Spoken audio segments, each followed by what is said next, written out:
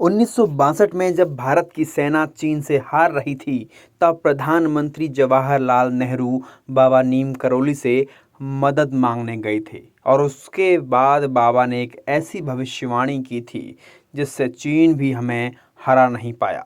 एक बार की बात है, पीएम नेहरू 1960 के आसपास पश्चिम बंगाल के दौरे पर गए थे। अपना टूर खत्म करने के बाद प्रधानमंत्री कोलकाता हवाई अड्डे पर गए थे, जहां से उन्हें असम के लिए निकलना था। पर उससे पहले वहां एक ऑफिशियल प्रेस कॉन्फ्रेंस होनी थी, जिसमें देश के बड़े बड़े पत्रकार पहुंचे। पीएम से सवाल जवाब करने के लिए बड़ी संख्या में आए पत्रकार मीडिया हॉल में जमा थे।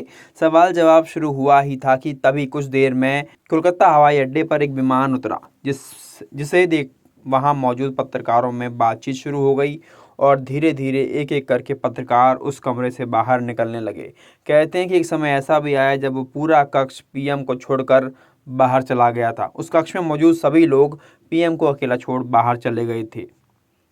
पीएम ने ऐसा पहली बार देखा था कि भारत का प्रधानमंत्री सामने बैठा हो और पत्रकार उसे अकेला छोड़कर किसी और के पीछे भागने लगे हों। पीएम को बड़ी हैरानी हुई। उन्होंने अपने पीए से पूछा कि आखिर ऐसा कौन सा व्यक्ति हवाई जहाज से आया है जिसके लिए ये लोग प्रधानमंत्री को छोड़कर चले गए। तब उन्हें बताया गया कि हवाई जहाज से उतरने वाला व्यक्ति और कोई नहीं बल्कि हनुमान जी के स्वरूप राम भक्त श्री नीम करोली बाबा हैं।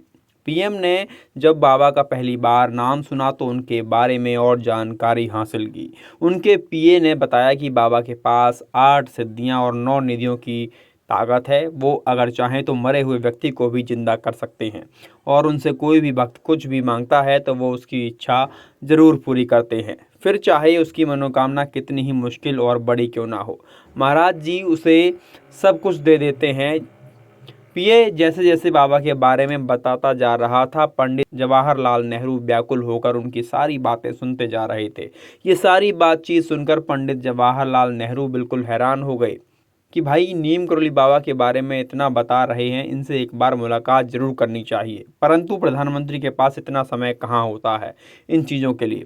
1962 की बात है, भारत चीन युद्ध शुरू हो चुका था और जब युद्ध अपने अंतिम चरण में पहुंच गया तो प्रधानमंत्री चिंतित होने लगे। कहा जाता है कि तब वो सीधे बाबा नीम करोली के पास गए थे। कैंची धाम में उन्होंने बाबा के दर्शन किए और बाबा से विनती की कि महाराज जी, हम युद्ध में पीछे चल रहे हैं, हमारे पास हथियार भी कम हैं, ऐसा ही होता रहा तो हम हार भी सकते हैं। आप ही बताएं कि हमें क्या करना चाहिए। हमारे पास इतनी लड़ाई करने के लिए सामान नहीं है जिससे हम लड़ाई में आगे बढ़ सकें। और वो सारी बात महाराज जी को बताते चले गए तो गुरुजी ने केवल इतनी सी बात कही कि उनकी सारी परेशानी खत्म हो गई।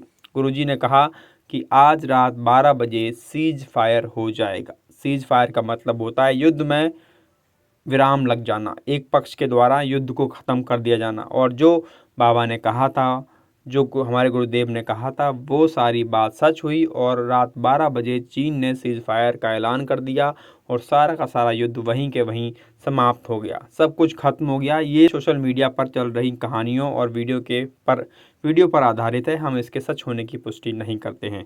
अगर आपको बाबा की कहानियाँ पसंद आती हैं तो हमारे चैनल को सब्सक्राइब करें, वीडियो को लाइक करें और कमेंट करना ना भूलें।